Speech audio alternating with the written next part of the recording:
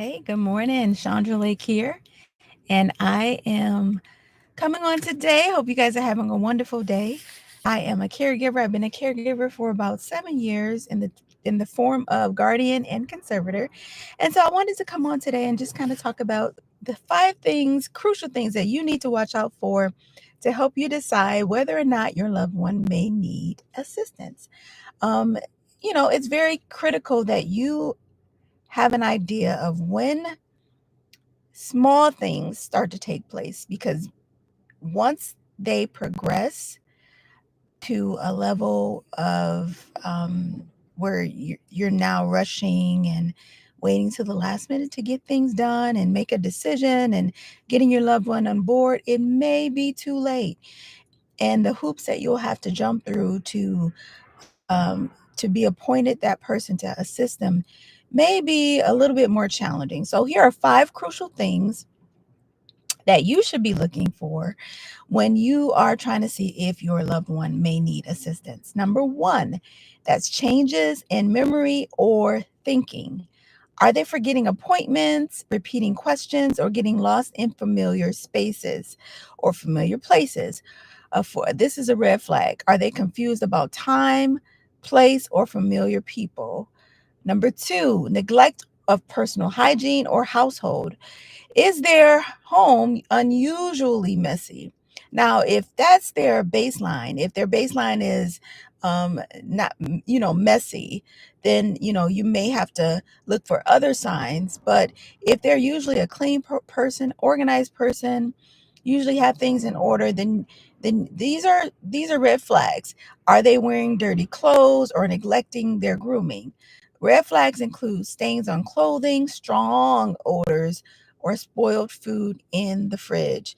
Again, you've got to, set a baseline of where you're used to seeing them operating, the level you're used to seeing them operating in, and determine if that level has decreased to a certain extent. Okay.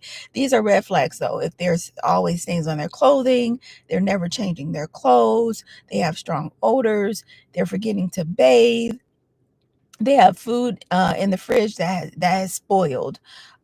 This might be some of you guys too. No, just kidding.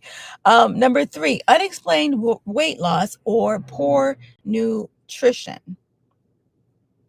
Are they losing weight or skipping meals because they forgot to eat or can't prepare food? For example, empty fridge or pantry, confusion about how to use appliances. These, again, are red flags. Physical injuries or mobility issues. Are there bruises, cuts, or signs of falls that they cannot explain? This is a red flag. Are they hesitating on stairs, holding furniture to walk, or suddenly they have a huge fear of moving around? And finally, number five, do they have financial confusion or trouble? Are they missing bills, giving money away excessively, or becoming susceptible to scams? Unopened mail, notices of unpaid bills, unusual bank activity. Some of these things you may not be aware of because you may not have access to their account. But if you are able to spend some time around them, and just kind of get an idea of what their normal daily life habits are, it'll help go a long way. If you observe any of these signs, it's time for you to have a conversation with your loved one. Talk gently. You don't want to come off as aggressive. You don't want to come off as, as a detective. You don't want to, make them suspicious of anything. And when I say suspicious, meaning, some parents have this fear of losing control of their life. And so you don't want to make it feel like you're coming in and you're looking for a reason to take control over their life. But talk gently to them. Seek medical evaluation if you're able to. Again, this helps if you already have that great relationship with your parent or loved one, and you don't have to necessarily convince them to allow you to come into their space. But if you don't, then it's going to be a little bit harder for you to help them to seek a medical evaluation. You may have to have something ordered for them if you had to get to that point. And then finally, consider consulting professionals. Now, this one I I really recommend. Like, I think it's important to have a professional involved, like a doctor, a social worker, a lawyer, a family law doctor, family law attorney, elder law attorney. These are crucial. This is going to help you a lot.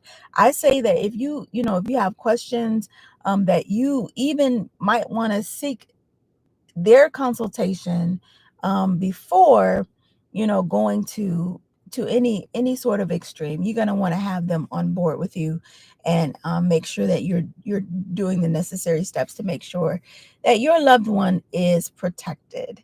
So those are the 5 reasons, or 5 things that you need to observe to see if your loved one actually needs to have a guardian or conservator over their life. All right. If you have questions, feel free to drop it in the chat, drop it in my DMs, and I'd be more than happy to reach out to you again. I'm not a lawyer. That's my disclaimer.